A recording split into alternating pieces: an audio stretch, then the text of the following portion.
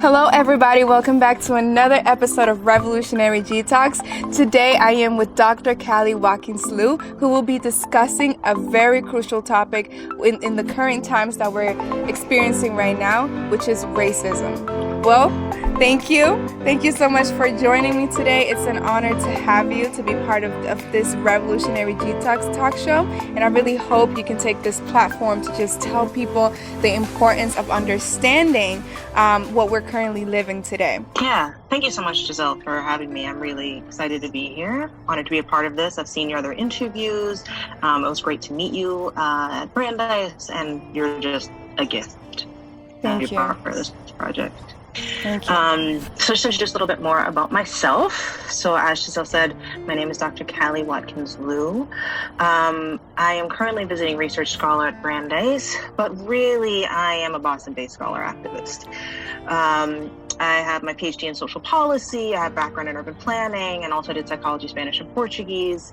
And then I also have a long trajectory of being involved in different community engaged things, from tutoring to community planning to different social movement things, both personally and professionally. So like my research, I have always dealt with social movements. I've dealt with how do you make change. I've dealt with how do you understand structural inequality and what it means in people's lives. And I've written and published articles about race, inequality, structures, and those are things that I practice as well. In addition to being a visiting research scholar, I'm also an independent consultant, and I specialize in working with community organizations and social movement building organizations, especially ones that are led by people of color. Because I'm all about really trying to expand the capacity of these organizations that are doing such important work. And then I'm also always an educator. I mean, as a professor, you're an educator. However, education is not limited to the classroom. So I am engaged in how do you understand knowledge and take all these things to understand complex systems, and how do you communicate it and engage in conversations with a bunch of different people in different places, wherever they are, and then figure out how do we learn from each other to then move forward. Thank you. Thank you for that lovely introduction. Today, she's here to tackle the main question, which is, how do we live in our full humanity while still making change? So why don't you take that away? Yeah, thank you. I am so glad to be able to talk about that question, because a lot of times we may talk about structural inequality and racism, or you're talking about just how do you change things, but we don't talk about the people who are involved in all of that. And holding our humanity and being full human beings is essential. This whole country was based on dehumanizing practices. I'm going to talk just a little bit about white supremacy and settler colonialism, just to give some background, because unless we understand those structures, we can't understand about the toll that it's taking on us all the time. Absolutely. So just for context, the United States was based on settler colonialism.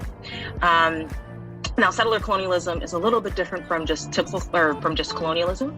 Colonialism would be like me from the nation of Callie, go to this other nation, take their resources, but I keep living in my nation of Callie, and I'm just taking the resources, maybe through military or what have you. Settler colonialism is when me from my nation of Callie go into the nation of Giselle, claim it as my own, act like you'd had no right to be there, take all of your stuff, and just kind of get real comfy in there, you know? And like, just a real quick question, like if I, nation of Callie, went into the nation of Giselle, if I'm trying to take over your space, how might you respond? Not so well.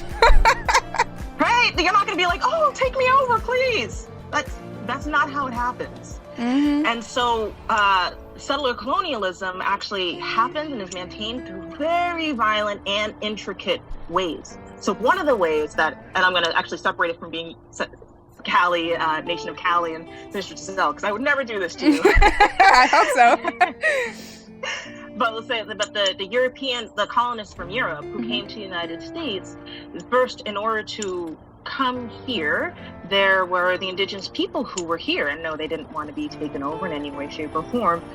So then you have the mechanisms of of genocide, forced migration, war, and then after that, right? Okay, so you've cleared all these people out, but they wanted people to work the land and so on. Before I get to that part, so they tried to actually enslave indigenous people, but it's their land, right? If I was at your house, you could hide in your own closet. I didn't know it was there.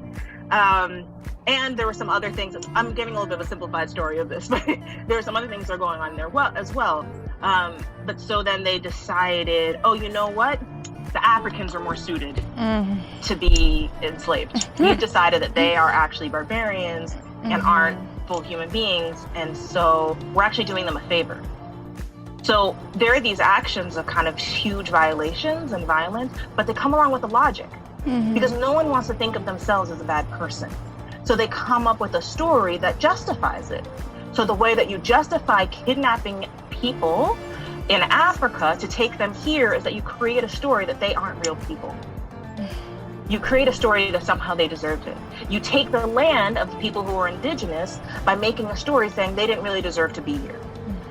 And then afterwards, you keep creating a story about the indigenous peoples saying that they don't actually even exist, or you try to force them to, you try to take away all of their kind of culture, language, and things like that, like through the assimilation schools, which people can look up, where indigenous children were taken from their families and forced to assimilate into kind of European white standards. Otherwise, they were forced to be on reservations. There's the Trail of Tears, where Native American people were forcibly removed from their land, and then that land was given to white settlers for at a very low price for them to settle the West. So there you have the thing of the practices. So there is that policy, right, of clearing people out, and then the policy of who you're giving that land to and how allowing them to feel entitled. This starts to get into a little bit about how that privilege gets built in as well. So that person who comes in and took that land and then settled in the West, let's say Oklahoma, they're saying to themselves, my family worked really hard.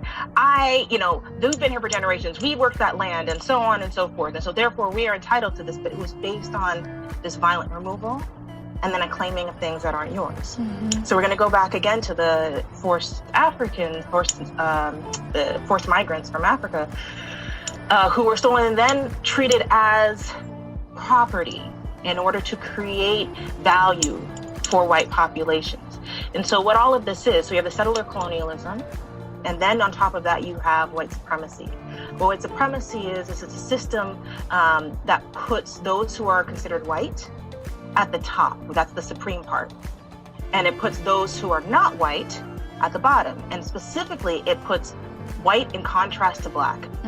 So, as we know, for example, in terms of voting rights, initially in this country, only white, rich, propertied Christian men, and I'm talking primarily about race, but these other social categories are important too.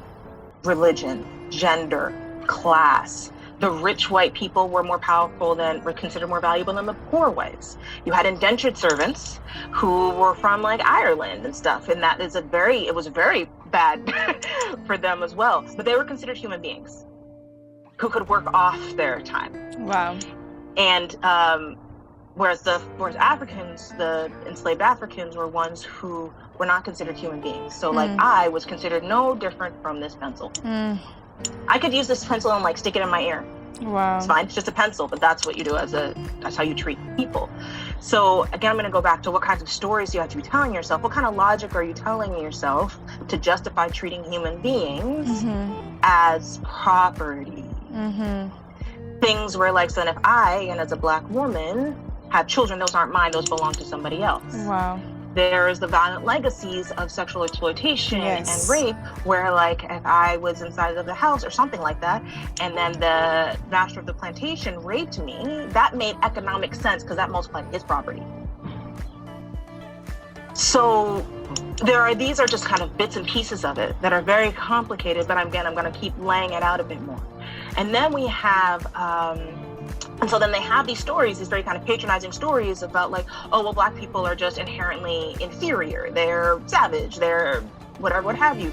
So, they're lucky that they have us to provide them with this sensibility, with clothing, with all of the things, but that's not true. And they also tell those stories to us. And you know how stories go. Stories don't actually care about who you are and what you look like. So these things can all get into everybody's minds.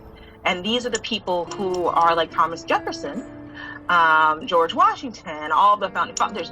These are the people making these stories, are these people in very prominent positions. Founding fathers of this country, ones who are in prominent economic positions, ones who are in prominent political positions. What stories are they telling? What stories are they promoting? And again, what are they doing so that they don't have to feel bad about themselves? And I'm going to flip back again. I was saying that those considered white, so that's a category, it's not actually an ethnicity or a country, is considered better than those who are considered black. So they actually are constantly in contrast to each other. So in order for white to be considered just always good, black has to be considered always bad. In order for white to constantly be considered always innocent, black is always considered guilty. This is where we get the criminalization of black people. This is where we get the things that connect to police brutality, the school to prison pipeline, all of those things, right? In order for white to see themselves as the only ones who belong in this country, they create a story that says, no, the indigenous are gone. Very few of us recognize what indigenous lands we are on right now. Like right now in Massachusetts, we've got the Wampanoag, we've got the Mashpee. They are very much alive and very here, but we don't include those in the stories. So then the last part I'm going to bring in here, so then we have the settler colonialism, we have the enslavement, chattel slavery, which is the slavery that turns people into property.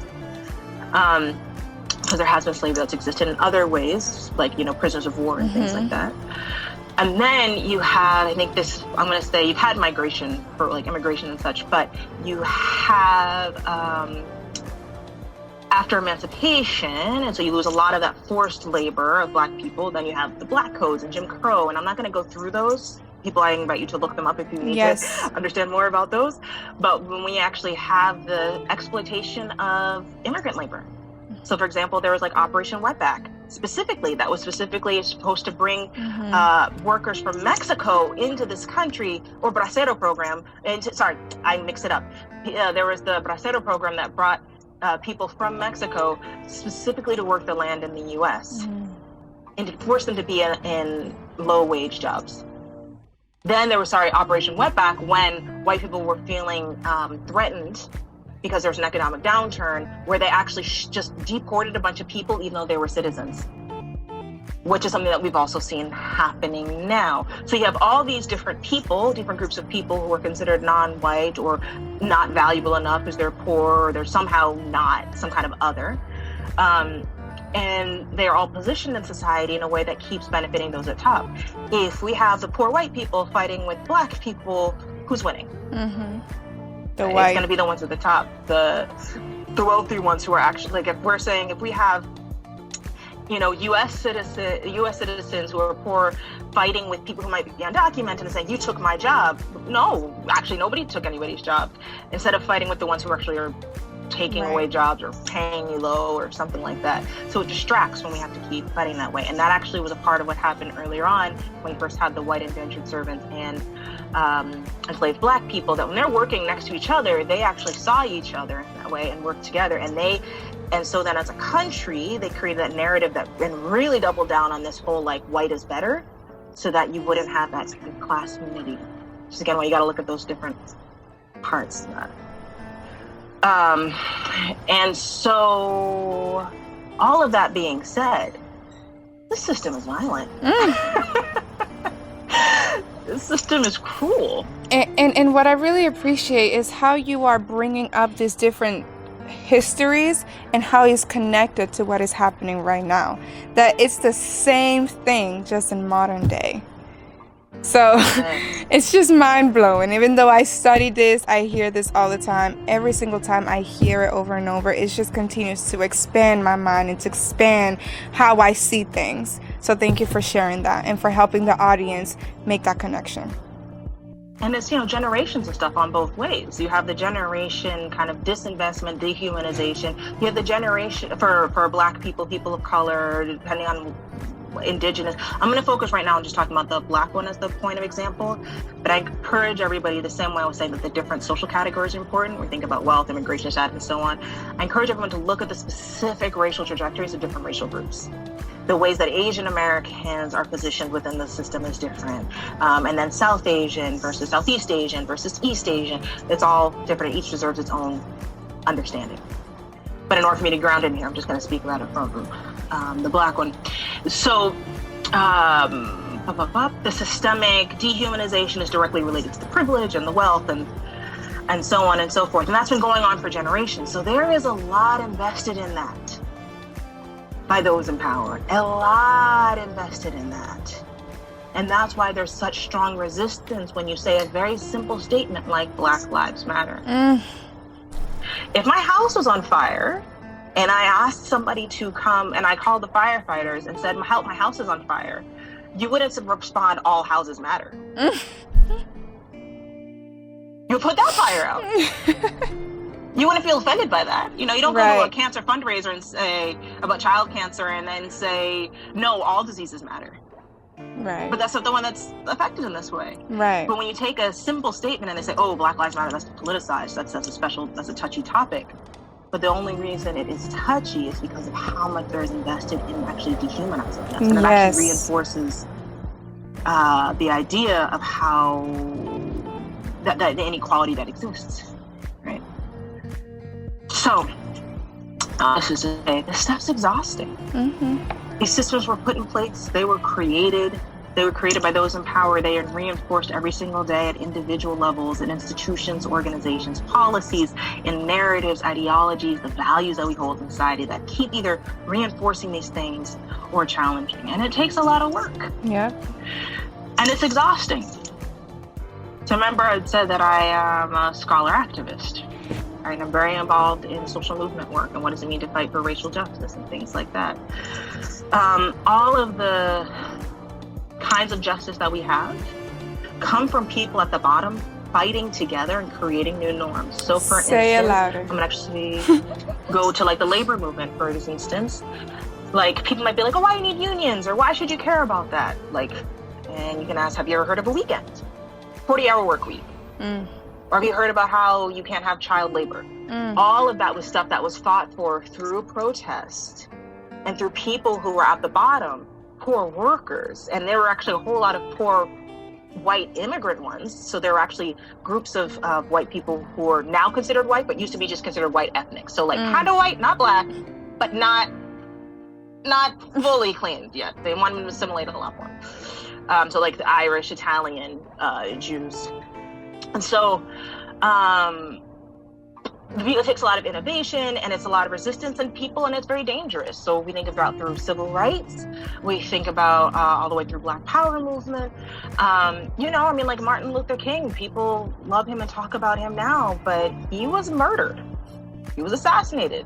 Malcolm X, Medgar Evans, you know, Fannie Lou Hamer was abused in jail. Angela Davis, like they're very real costs. Rosa Parks, after she sat in the front of the bus, she lost her job. She was fired for that. She was retaliated against. And I'm so grateful for all the ways that our people have continued to fight for these things. It just does not come without a cost. Yes. And so I'm going back to the thing about the humanity and why that's so important. The system was built on dehumanizing everyone. Built on dehumanizing those at the bottom, built at looking at poor people and saying, you deserve it. Built on being suspicious, and like when a Black kid is having a hard time in school, you blame them and their parents instead of looking at the context around them. Whereas if it's a white kid, you'll probably just see it as, oh, they're having a hard time. They need it's a mental health issue. They need support. So there's all these things so there's these real things that are coming against us, and it just takes so much out of us, and generationally.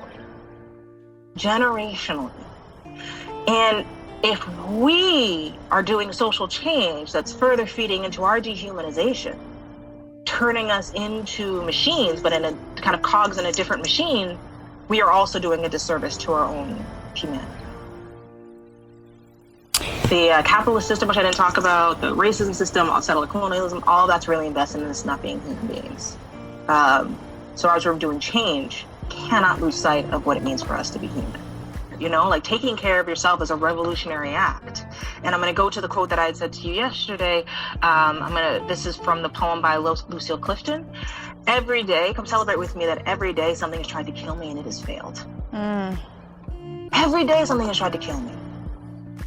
For me, as a Black American and descendant of Black immigrants, Cape Verdean American, and from the enslavement and all of that kinds of things, there are so many reasons that I'm not supposed to. Hence, me embracing my existence is huge. Me being able to, instead of having my baby taken away from me and given to somebody else and treated, that I get to be connected to and love on my child that I get to have autonomy over my body, that I exercise that I engage with it fully. That is revolutionary. Everything in the system is set up to destroy that. And so I must invest in it. And I'm going to go back to that dehumanizing thing. So the way that the system is set up, it so violently dehumanizes everybody in it. But I'm going to be focusing on bringing in the blackness and those at the bottom. It actually gets us accustomed to ignoring ourselves. For instance, I know that every Black person has definitely experienced this.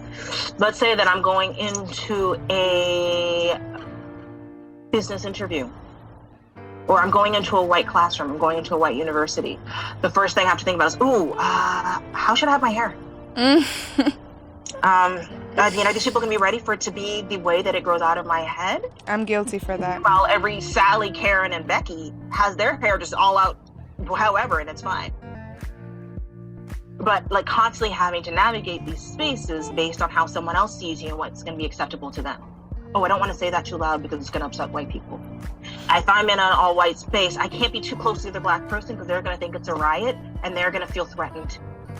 How do I make myself smaller so that they don't feel threatened? How do I make my voice quieter so that I'm not called like a, too loud? How do I stifle my emotions because people accuse you of being an angry Black woman? They accuse you of being an angry Black woman as opposed to saying you're having an emotional response in response to some stimulus. There's something going on. And so there are all of these different stereotypes and again, those stories that get us kind of disconnected from ourselves, where we try to be extra quiet, where we try to stifle ourselves and shrink. And undoing that takes a lot of work. I mentioned to you also how I know for myself, something that has certainly happened is being disconnected where like, let's say something happens, to me, let's say like if somebody at a university where I'm teaching a class comes in and asks me to take out the garbage cans. Because they're assuming that I can't possibly be the professor in front of this class. I must be the custodial staff. Something like this has happened to me. Wow. That I must be the custodial staff. That is incredibly offensive. That's incredibly rude. That's very undermining. To do something like that to me in front of a whole classroom with my students, where you've got this respect, and it's about trying to assert their own power by trying to step on me. Now, one way it could be like this is I could say, okay, this happened, and I'm like, oh wait, oh no, I'm sure they didn't mean it. I mean, it's probably an easy confusion, and then like I can go through all of those mental acrobatics to like excuse it, to make it so that it's not about me, or to blame myself for it. It's like, oh well, I shouldn't have been so close to the trash can. I can try to just deny it and be like, whatever, it didn't even affect me. I don't care, fools be fools. I'm guilty for that. And there's a reason, because if we're carrying that around all the time, it's a lot, And the trick is to be like, being honest to yourself, but being able to figure out, how do I check in? Like if I first start having a reaction, like if I feel like I have to fight something, if my body is ready to defend me and have to defend my dignity, how do I breathe into that and understand what's going on and really listen to myself? Say, what do I need? And I think also in terms of my Blackness, like it's acceptable for me to fight. It's not acceptable for me to cry. It's not acceptable for me to hurt. It's not acceptable for me to feel those things. But the ways that we have our powerful, amazing, brilliant strength is vital. And so are our soft spots that are part of our tenderness and our love and our caring and our creativity. Those are important to be tended to. And me having a vulnerability and being affected by what another human being has done to me makes me no less capable of fighting, makes me no less capable of anything else. And further, it actually makes me more capable because those emotions that we like may push down or try to push away from, they don't go anywhere. They go nowhere. They actually just stay in you. And then they start just in other ways. Start just being extra irritated, and then you're just kind of like a little bit more on edge. I know for me what would happen is like my head would hurt. I would just have like a pulsing headache. I would have like my jaw would get tight, and I would just feel the tightness in my jaw. And you know what happens if you have your jaw clenched so much? You can crack your teeth. You know, like Black people have a high mortality rate. They die early. You know, I mean, like for my father's side, which is the Black American, he's the first Black man in the generations to live past 50. Wow.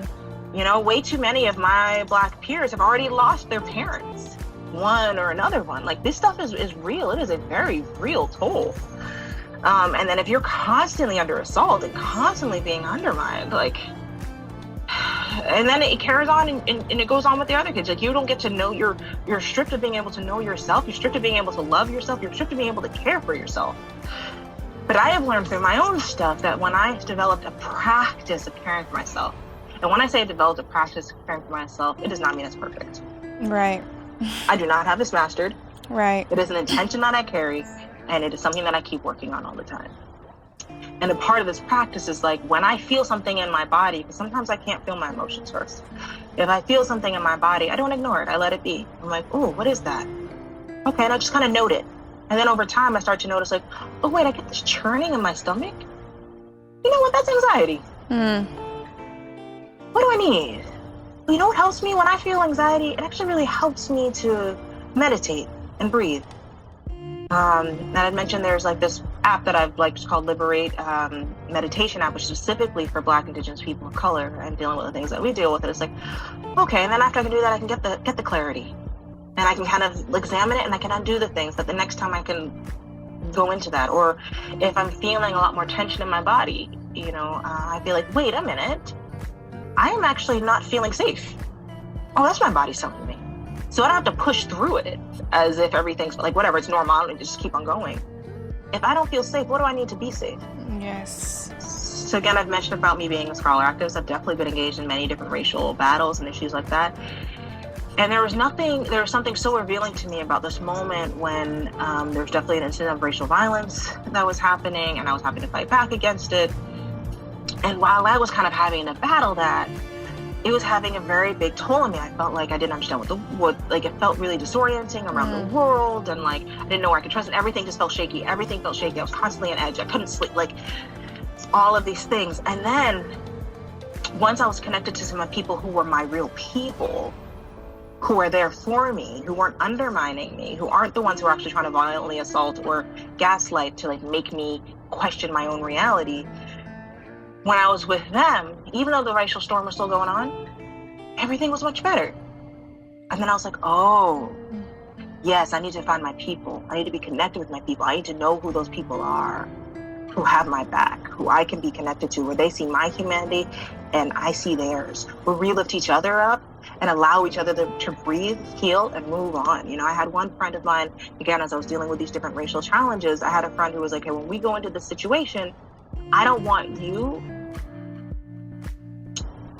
them to steal energy from you. Because when we have to fight all the time, it steals our energy. And let me be clear, I'm not saying we don't fight. What I'm saying is we have the right to choose. No one is entitled to our energy, our actions, our intelligence, or anything. No single person is entitled to that. And as we navigate these spaces and as we are living, we get to choose what is the right way for us to do something. Is today, do I need to fight this thing? Is this a battle I need to deal with? Or today, do I need to actually just minimize my effort there and be able to be somewhere else? So there was this friend who loved me and cares about me, who was like, this is taking a big toll on you. They can't steal your energy. So what do you need for it not to pull you into it? Because actually it gets its own momentum, you know, because then there's this thing and then that one, and then it keeps on going, and you can keep fighting all the way down to whatever line it might be. And at the end of that, you are exhausted, tired, alone, and you know, it may have been worth it. So you might have pushed through something.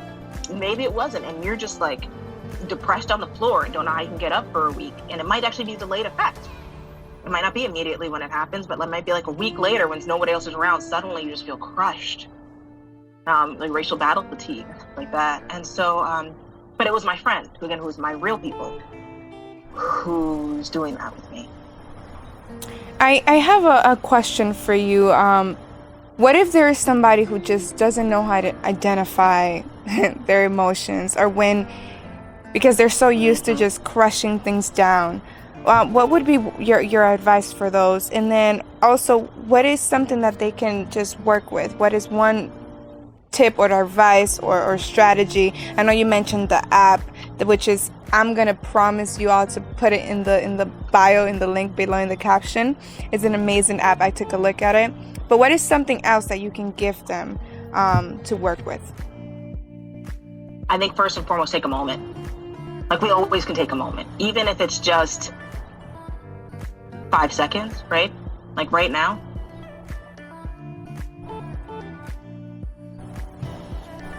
It wasn't a question of time. That was my moment.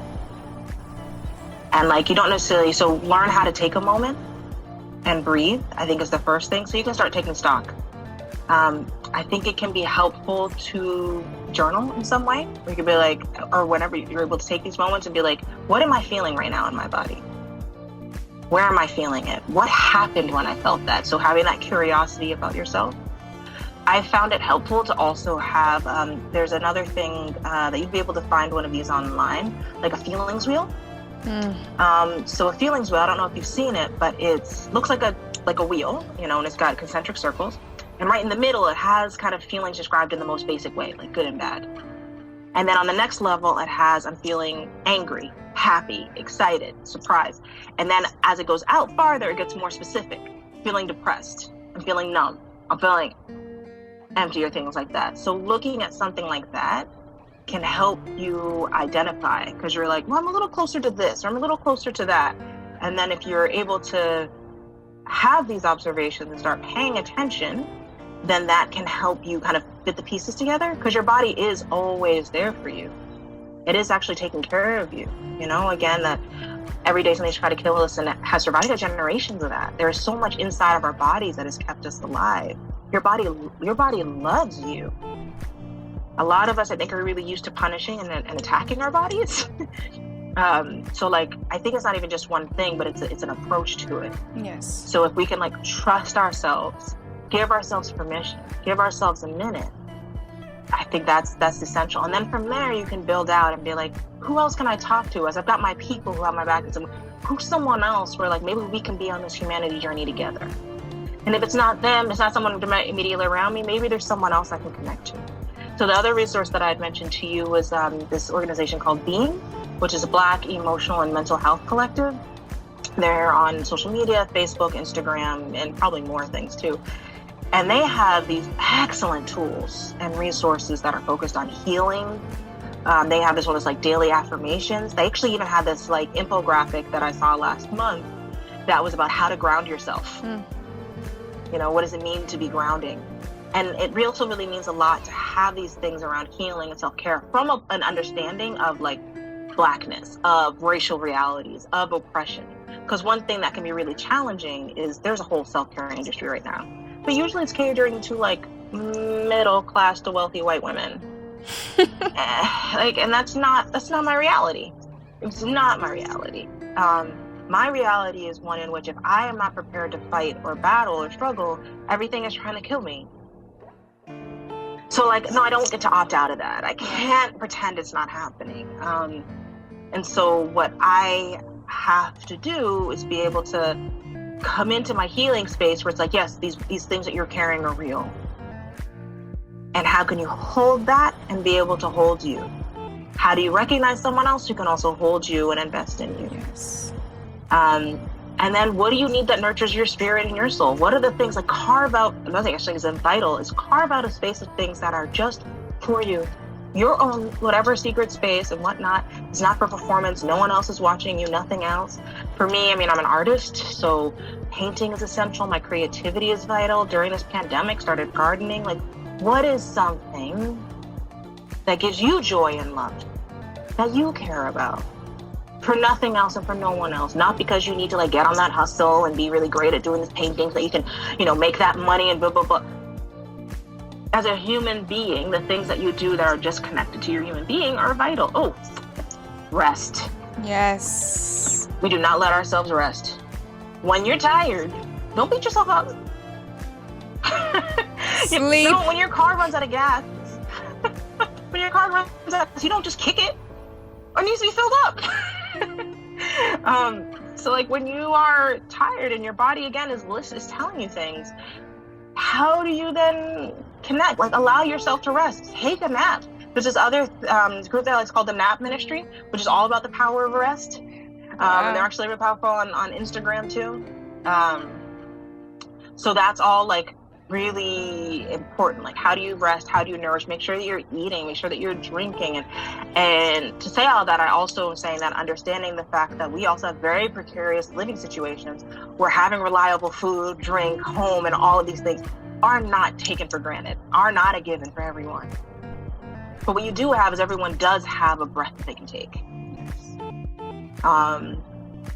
Yeah, and then I would always do, like, for whatever thing that I have, whatever you have in any kind of abundance, it can be your love, it can be your energy, it can be your whatever.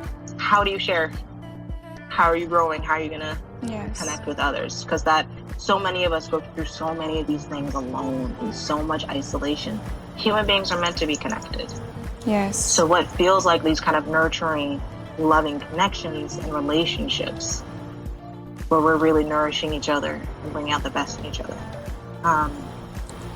So I think there's a whole lot more you can go to from there, but I think that kind of helps kind of encompass the main trajectory of why it's important and how it connects to so much of the structural inequality that we're dealing with right now. If you have any questions, please don't hesitate to reach out. You can reach out to me, or you can reach out to her directly. If you don't mind sharing any source of emails through your website, is there a customer service email where people can reach you? Yeah, so there's the contact page, and then you can send an email to me directly through that. But my direct email would be Callie Watkins Liu PhD @gmail.com. All right. So it's as my name, Callie. You can see Callie Watkins Liu PhD @gmail.com. Well, thank you so much, Dr. Callie, for joining me today, for starting this second season. You are the first episode that we will be dropping. Thank you. It's been an honor. I am a fan of you. I can't wait to continue learning from you. And thank you. Thank you for supporting the platform. Thank you so much. And good luck with everything. You're doing amazing work. And I'm so glad and proud of how you are using your voice and lifting up community and all of these stories that are so vital. So thank you for being an important part of our present and future. Thank you. Thank you so much. Thank you, everyone who stayed tuned. Don't forget to like, comment, and subscribe if you haven't, and make sure to watch the next video. And if you haven't watched the previous videos, I suggest you watch them. Bye.